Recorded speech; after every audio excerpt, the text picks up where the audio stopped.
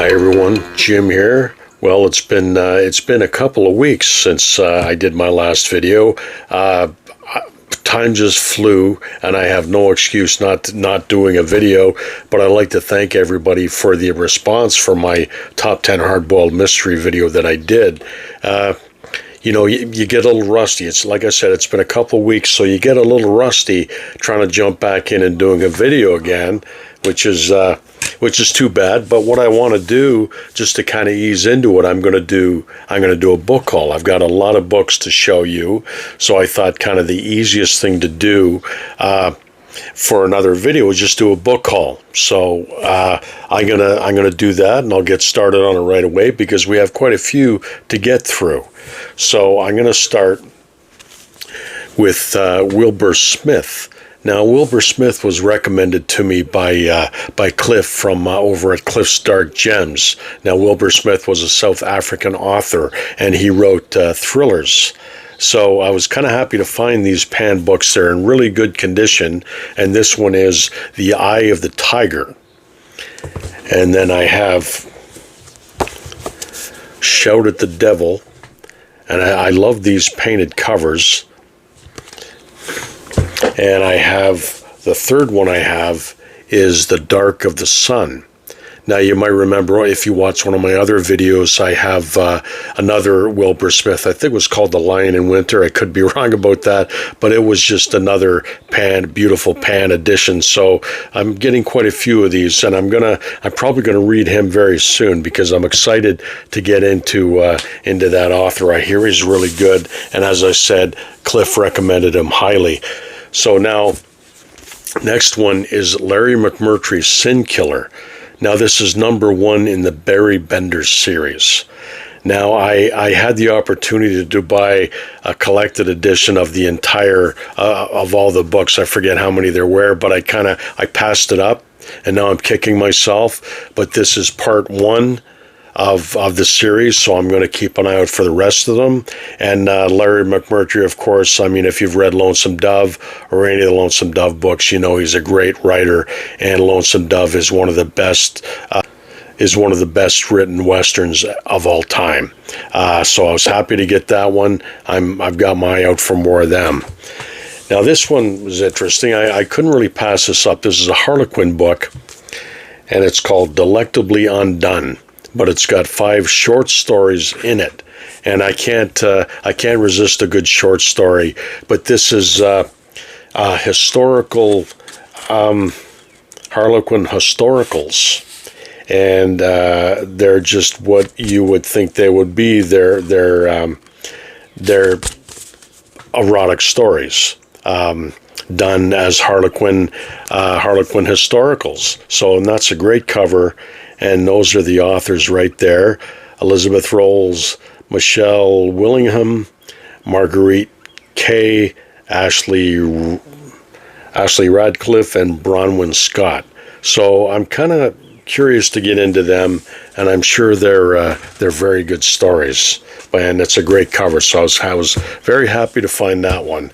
Now, Pearl S. Buck was kind of ubiquitous back on the shelves way back in the day. I mean, she wrote some pretty famous novels. I have quite a few of them on my shelf because you see them every now and then on the shelf, these old pocketbook. Well, this is a Cardinal edition paperback, and they have lovely covers, and I've yet to read one of them.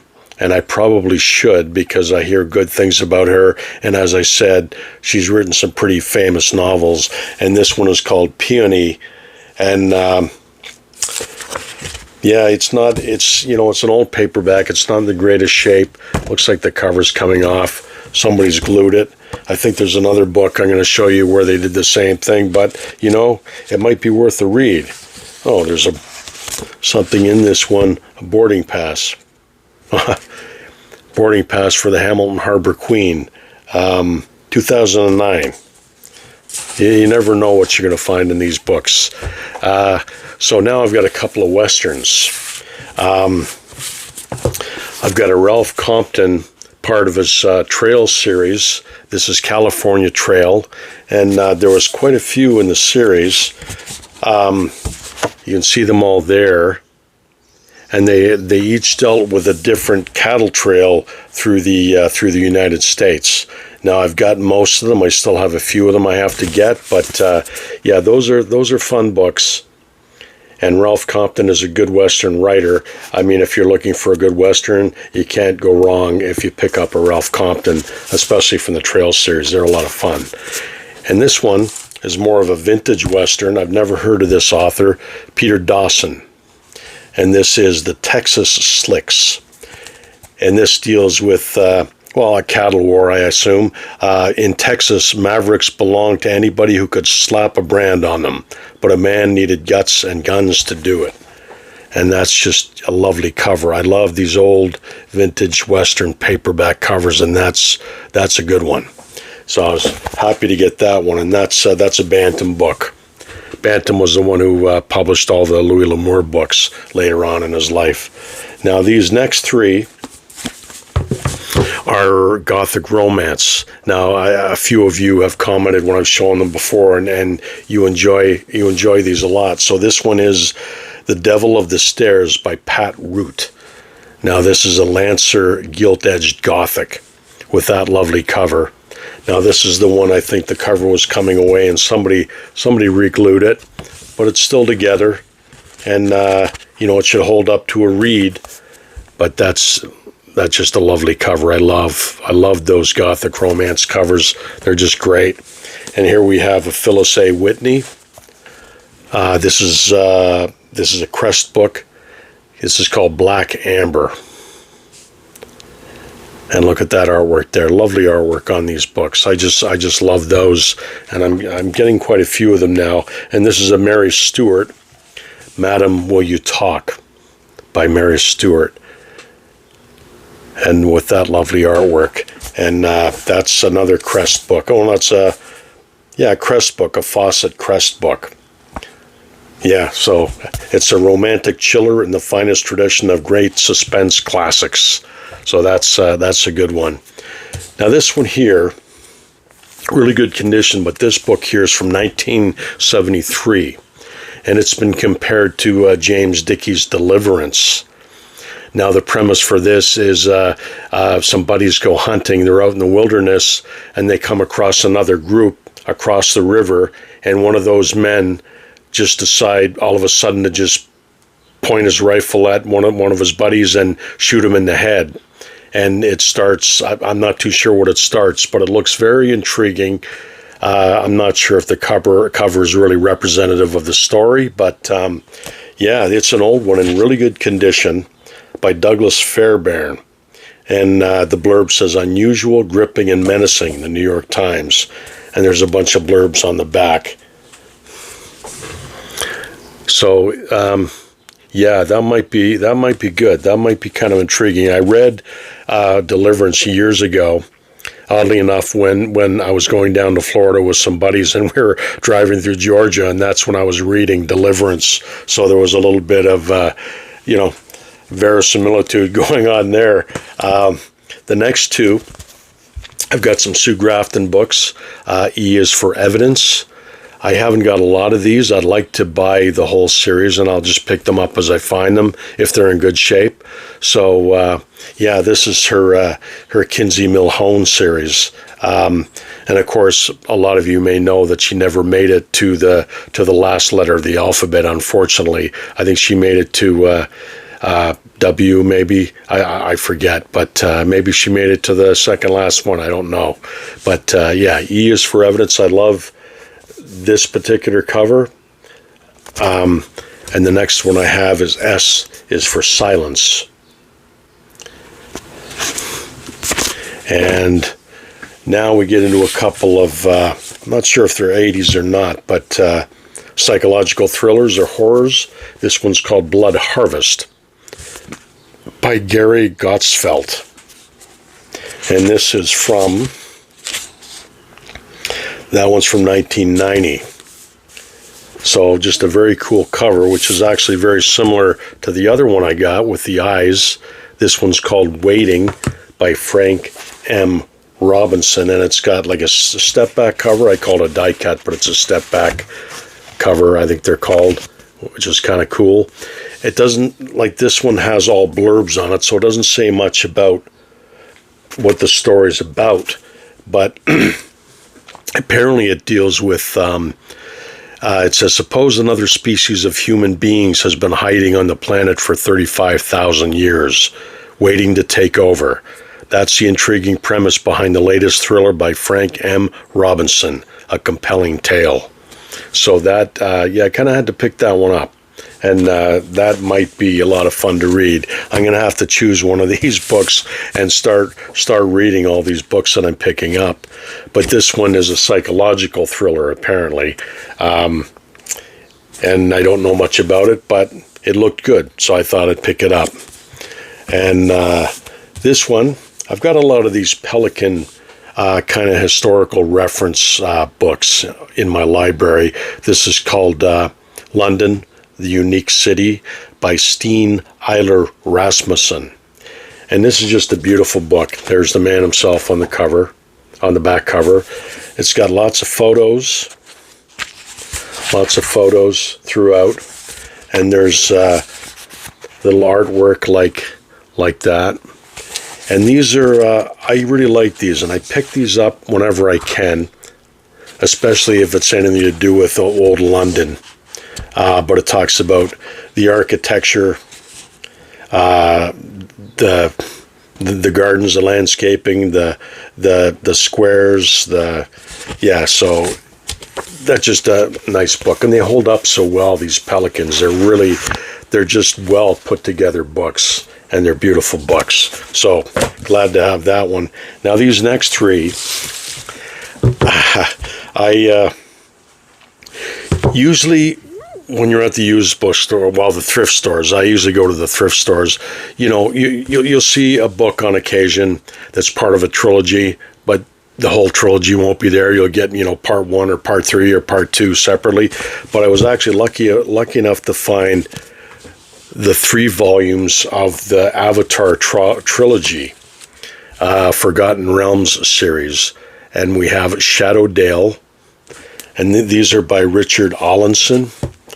And then we have Tantris, and these covers are by Clyde Caldwell. So, I didn't want to leave them back there, and I snagged them. I mean, the covers are beautiful. I love the artwork. I love Clyde Caldwell's artwork, and this one is called Water Deep. Now, I don't know if this particular trilogy is any good or well thought of, but usually these Forgotten Realms books are pretty good, and people usually snag them up. So I was happy to get them. Years ago, I had the Icewind Dale trilogy by R.A. Salvatore, and I got rid of them. I remember I started to read them, and I thought they were very derivative of J.R.R. Tolkien, which they were, but that's the 3 paperbacks that kind of started this whole Forgotten Realms series of books, and I'm kind of sorry I got rid of those 3 now, but that it happens. So the next 4. I've got Bye Bye Baby by Max Allan Collins. Try to get the shadow off my face. This is a Nate Heller novel. Now, Nate Heller is he's a historical PI. Max Allan Collins started writing Nate Heller, I think, with True Detective, which took place in the 30s, and each book goes progressively through the decades. This one features Marilyn Monroe and the death of Marilyn Monroe. Then the next one, it deals with the assassination of John F. Kennedy. And, they're well-written books, and I really enjoy them. So I don't know how many there are in the series, though. I don't know if it says here in the front or not. A lot of blurbs there. Oh, yeah, there's quite a few. Right here are all the Nate Heller books. So I've only got 1, 2, I don't even have that many, 3, 4, 5 of them. So I got a lot of tracking down to do if I want that whole series, but that was fun. These next 2, again, very similar covers. We have an Ed McBain, Heat. And then we have Badge of Madness, and this is by James Wilworth, and this is apparently a true story about a killer cop who kind of went a little crazy. His name was Pete Bonviso, and it says, then one day it happened, Pete began to come apart at the seams, began to see things that weren't there, most particularly the junkie who threatened to kill him. And I guess he becomes some kind of a cop killer, or a killer cop at that point. And Heat, I just read that one. I read this one recently. That's probably the last one or two that I read. And of course, Ed McBain, you can't go wrong. Ed McBain's always enjoyable to read.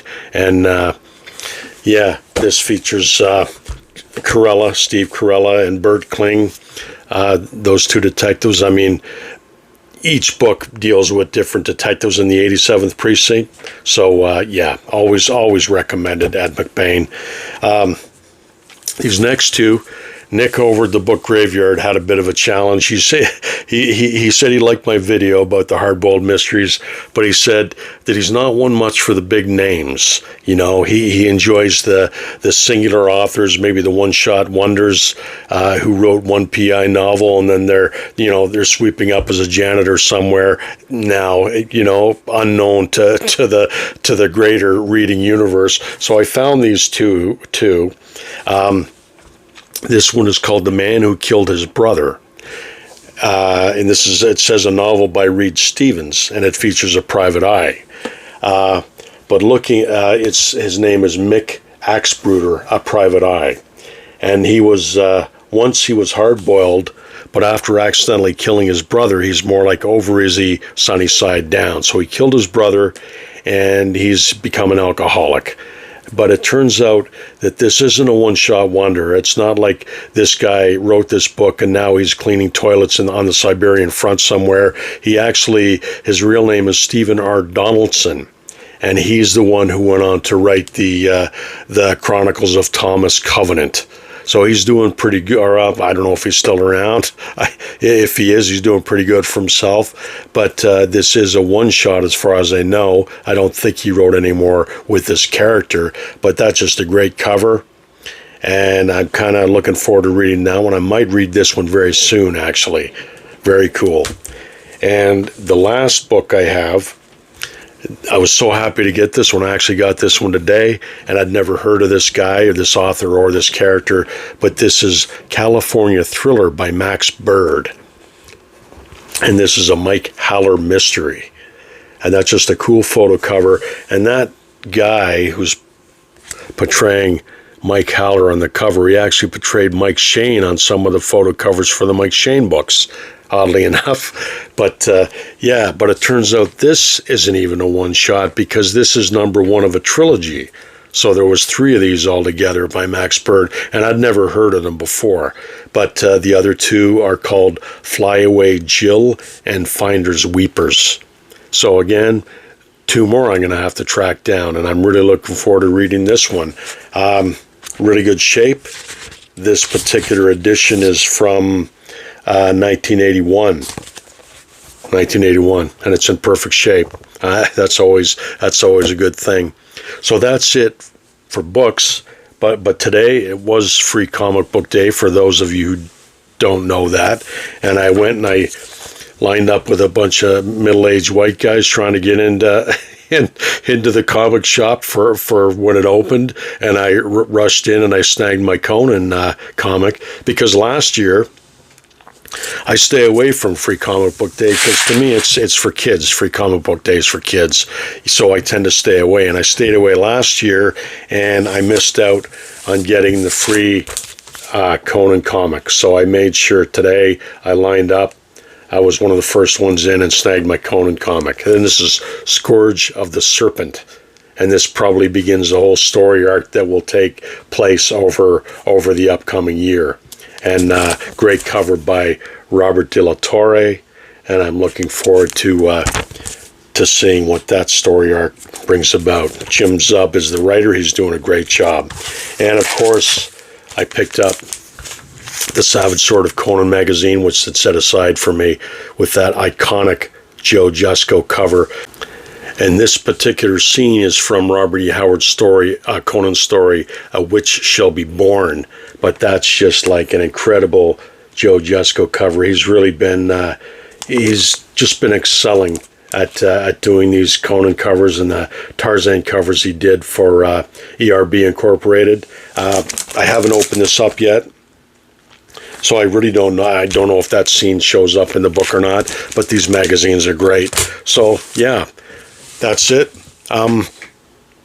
That was me easing into another video. Like I said, it's been a while, and book hauls are always easy to do, and everybody seems to enjoy them. So I hope you enjoyed that. It's a little rainy and dismal out there, but I hope you're enjoying your weekend, and I will talk to you again very soon. You guys take care and keep reading.